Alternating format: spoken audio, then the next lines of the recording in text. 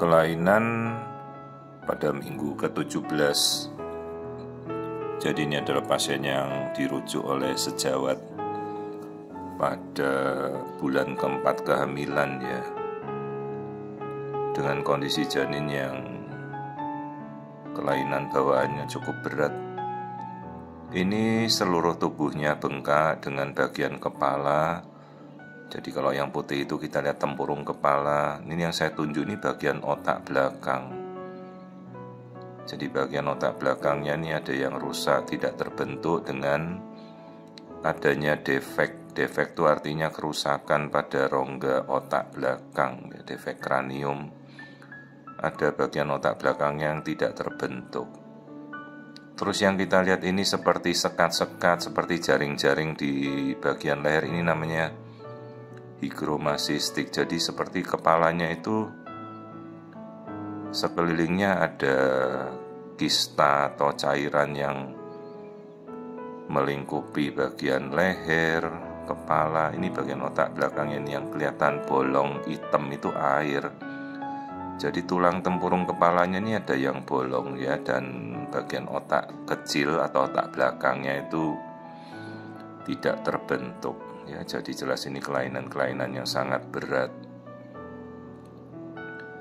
Jadi ini adalah defek kranium atau defek atau ada kerusakan pada tempurung kepala bagian belakang kecil, tapi bagian kecil meskipun itu kecil tapi sudah menyebabkan kerusakan yang sangat fatal ya. Jadi ini suatu kelainan yang kemungkinan berhubungan dengan suatu kelainan genetik seperti monosomi X atau Turner syndrome, tapi bisa juga suatu jenis kromosom lain ya, trisomi 21 atau Down syndrome. Ya, ini yang kita lihat bagian belakang otak ini yang kita geser, kita lihat. Jadi bagian otak belakangnya ini tidak terbentuk dengan ada celah menganga begitu.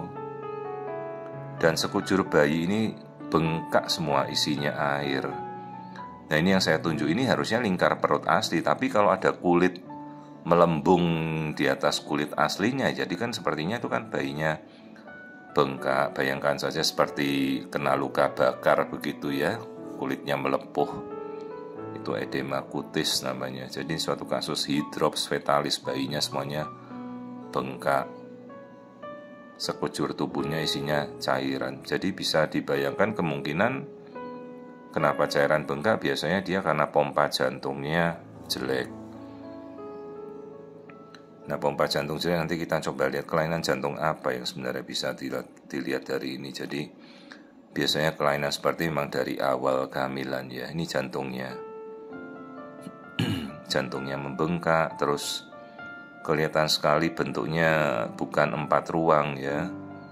Jadi ada bagian jantung yang sisinya sebelah kiri itu tidak berkembang sama sekali, istilahnya jantung kiri tidak berkembang atau hipoplastik left heart ya. Tapi apapun inilah ada kelainan yang sangat fatal ya, tidak memungkinkan untuk bisa suatu kehidupan yang normal pada janin. Ini kasus yang cukup fatal ya, jadi bukan kompatibel untuk bisa hidup, dan biasanya tanpa kita mendahului. Jadi biasanya janin ini akan meninggal di dalam kandungan pada usia mungkin 20 mingguan ya, karena beban jantungnya sudah tidak bisa memompa lagi. Biasanya akan terjadi gagal jantung karena bebannya untuk memompa janinnya yang sudah bengkak semua ini kan cukup berat ya. Maka kita anjurkan biasanya untuk kita lakukan pemeriksaan genetika, terus kita edukasi orang tuanya ya. Biasanya nanti akan janinnya tidak bertahan pada bulan-bulan kelima lah. Karena resikonya ini bisa berakibat juga pada ibunya, karena begitu bayi bengkak tuh proteinnya bisa menguras protein ibu, bisa jadi preeklamsi atau hipertensi nantinya, preeklamsi berat. Kemungkinan janinnya perempuan karena biasanya kasus-kasus ini kaitannya dengan monosomi X atau Turner syndrome, suatu kelainan yang cukup fatal ya, kelainan genetik. Bisa juga Down syndrome.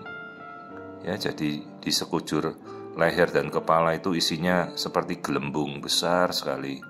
Isinya air bersekat-sekat seperti balon. Ya, ini struktur otak dari tempurung kepala. Bentuk otaknya tidak sempurna bagian belakang yang hitam itu ya. Jadi ada celah di tempurung kepalanya, bolong kecil, dan otak bagian belakangnya hilang, tidak terbentuk gitu. Ya, ini bayinya masih hidup, ini 17 minggu, tapi prognosis atau kemungkinan bertahannya sangat buruk, dan ini kan tidak bisa kita rubah. Ya, kita kembalikan pada orang tuanya, apa yang mereka putuskan kan kita hormati ya. Bisa mereka mau mengambil keputusan mau ditunggu ya, kemungkinan bayinya tidak akan bertahan, baru kemudian setelah bayinya tidak ada atau intrauterine fetal demise atau kematian janin, baru kemudian diinduksi keluar ya. Biasanya ini suatu kelainan genetik, karena kalau bengkak yang lain biasanya karena bengkak hidrops akibat ketidakcocokan golongan darah, resus itu bengkak yang berhubungan sama dengan imunitas, atau bengkak yang disebabkan oleh infeksi parasit, itu bisa berakibat fetal hidrops juga. Tapi biasanya bayinya tidak ada masalah dari awal, muncul tiba-tiba di 20 minggu karena infeksi virus. Kalau jenis seperti ini, di mana ini ada bengkaknya di leher, ada bersekat-sekat, higromasistik, biasanya ini karena kelainan genetika, terutama jenis-jenis Turner syndrome atau Down syndrome ya. Jadi bayangkan saja ukuran aslinya itu baru 17 minggu, tapi dia sudah seperti balon membengkak ya. Jadi ya kita edukasi orang tuanya, peluang terjadinya kembali kalau ini suatu kasus genetika adalah 1% bisa berulang ya. Karena kan seorang ibu paling hamil berapa kali lah, 6 kali, mungkin paling banyak sampai 10 kali. Peluang muncul 1% perulangan itu cukup besar ya, karena apa yang terjadi kan hanya 6-10 kali kehamilan, 1%-nya ya besar lah, bisa terjadi berulang. Makanya kita anjurkan ceklah genetika. Cuma kalau ditanya dok bisa dicegah, ya tidak bisa. Kita tidak bisa memilih genetika dengan pasti kan. Bahkan misalpun kita bayi tabung, setelah kita cek genetika tidak baik, apa yang mau kita lakukan kan juga tidak bisa memilih gitu ya. Jadi ini suatu kasus hidrofetalis, seluruh tubuhnya bayi bengkak dengan kecurigaan kelainan genetik. Ini kelainan kongenital, kelainan bawaannya banyak sekali. Jadi bayinya sudah seperti sebongkah daging cairan begitu, bengkak semuanya. Ya, dan ini prognosisnya sangat buruk. Kemungkinan tidak akan bertahan ya, memasuki bulan kelima, ini baru bulan keempat lewat seminggu lah.